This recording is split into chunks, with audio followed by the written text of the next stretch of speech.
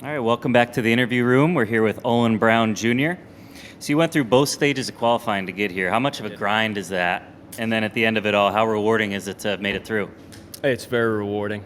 I actually had to make a 30-footer in regulation to even make it into a playoff at locals. So thinking back over what happened on Monday, that 30-footer that happened to go in was a big deal. And have you seen the course yet? And if so, yeah. What are your thoughts? Been here a few days. Course is spectacular. I can't think of a hole that I don't like. It's fun to play. It's hard. It's big. If you hit it in the right places, it's playable. If you hit it in the wrong places, you're going to struggle. Around the greens, around the bunkers is very, very difficult. It's going to be difficult to run the ball up around the greens.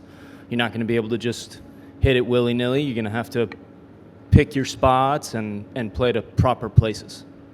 And your father's played in 12 U.S. Opens. Yep. Have you talked to him at all, and has he given you any advice? Oh, yeah. He's been out here with me, helping me prepare. I think I've been to almost all of his U.S. Opens, so it's nice to be playing be on this side of the ropes and have him on the outside for once. But he's helped me a lot, trying to get me to understand just how much the course will change from now to Thursday and then on to the weekend. So mostly it's been stuff like that, potential pin placements, what to be prepared for. And you played your college golf locally here at Pepperdine. Are you going to have some friends out here this week? Yep, I got a few buddies. My wife's family's from Los Angeles, so it's kind of a home event in that way. We've been staying with them the last few days, and her family's going to be out here supporting, and got a lot of buddies. All right, we'll open it up for questions. To your left. For those of us who are not maybe as familiar with you, can you give sort of the quick synopsis of where you are in your playing journey? You want the whole thing or the short? Well, you're 32, is that 34. right? 34, Yeah. okay. So what have you been doing? What are you aspiring to do? I graduated in 2010.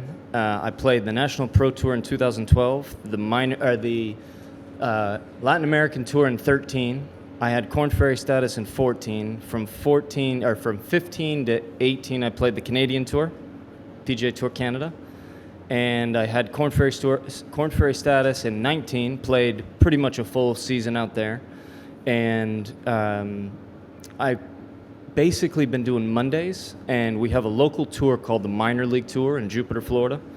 I've been playing out there for many, many years. It's a very good tour. They 1, 2, and 3 day events keep us competitive. I have some buddies. Adam Svensson actually has played a few. Number of guys. Eric Cole has played a lot out there, and that's where I've been playing predominantly for the last few years outside of Mondays.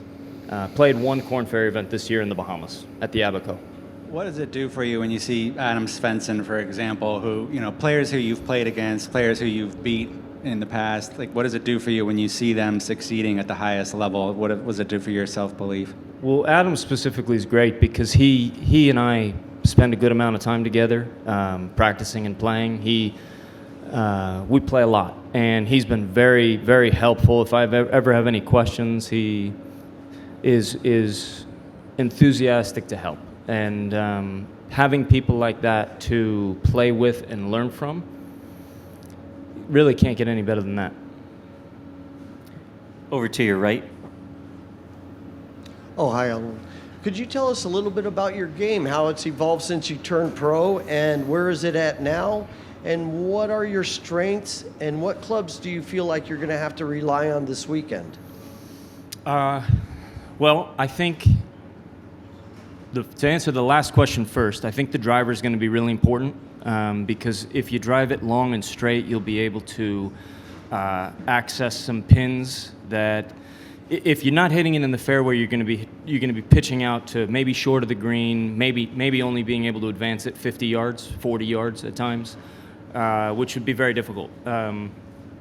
As far as my game, I hit it very crooked when I first got out of school, and I've spent most of my time trying to figure out how to control my ball better. And the older I've gotten, the more I've recognized how important control is. Power's great, but keeping it between the lines is often more important. You want to have a nice balance between the two. I think this course is going to be a lot of wedges and a lot of long irons, and not a lot of in between. I don't think you're going to see a lot of short irons. It's either you're going to have some kind of an awkward wedge distance, or you're going to have a 4 or 5 iron, maybe a 6 iron into the greens. Thank you very much. Back to your left. Olin, what makes you keep signing up for U.S. Open qualifying year after year? Well, it's a good question. It's really fun. It's really fun to compete, and it's really fun to have the opportunity to come play the biggest tournament in American golf. I mean, I think this is the Super Bowl of golf. It's awesome, and it's awesome that they allow people like me the opportunity to play 2 qualifiers to get here. That means a lot to me. It gives you a little bit of hope every year that you'll be able to come and play on such a great venue like this. So yeah, that's why I keep doing it. Do you think too many players are exempt? No, I don't think so. Why not? Well, isn't it just top 60 in the world gets in?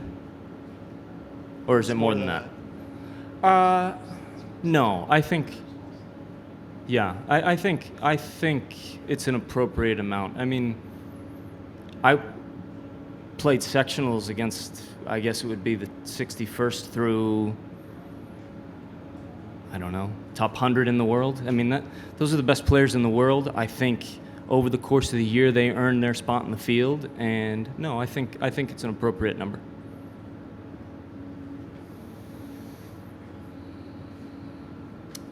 Hi. Hi. So, forgive the fact that I don't know this, may be able to find it somewhere. Can you give us a sense of your qualifying record since you first started to try? How old were you? Oh, man. Probably not. I think I made it through locals in South Florida one time before this year. It was in a playoff in 2012 at Admirals Cove. I think I started qualifying probably 17, 18, 19, somewhere in there. So, you know, I've missed by one a number of times at locals. I've missed by more than one a few times, and it was only the second time I played sectionals, and it was a real thrill to be able to finish off like that. So since you first started playing, have you tried to qualify every year? For the U.S. Open? Yes. Yes, every year, definitely since I turned pro, since 2011. Since 2011. Yes. Any idea how many times you've tried to do this? Probably 15, 16, 17, something like that. Okay. Ballpark. Good ballpark. Yeah, Thanks. no problem. Nope. Brandt Snedeker was joking that during his long recent layoff with an injury, he realized he was unemployable to do anything else. Have you thought of doing anything else besides being a professional golfer, or is this just is there no plan B? It's hard to not have those thoughts sometimes, especially when you're grinding it out on mini tours and chasing Monday qualifiers. The Monday qualifiers are hard. You know, you shoot a lot of good numbers and you're going home.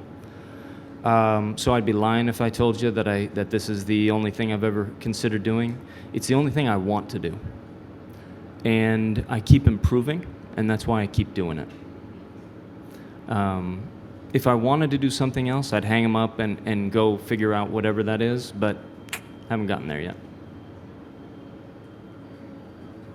Anything further?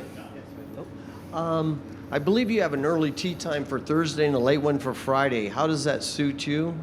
That's the first I've heard that. So I'm just happy to have a tee time this week. How about that? So I